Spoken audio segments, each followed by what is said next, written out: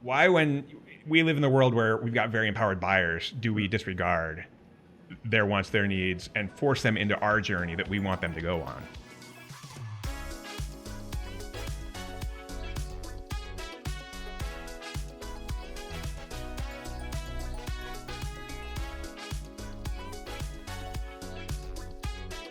Partially because you have to. And then what I mean by that is sellers or buyers, for the most part, are not buying this software or this solution more frequently than once a year at most.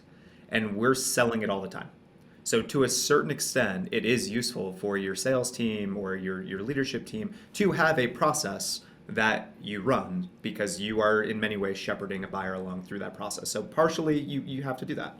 But probably where the problems start to come in is when all these different people, all these different stakeholders to create this buyer experience, when they're too siloed and you have a marketing team that is operating as only a marketing team, working against marketing KPIs and then handing things off and celebrating success in different ways to an SDR team who's also working in a silo, has their own KPIs, handing things off to a sales team who's in a silo, has different KPIs. You just create all these little sort of universes, micro universes where the goals are different.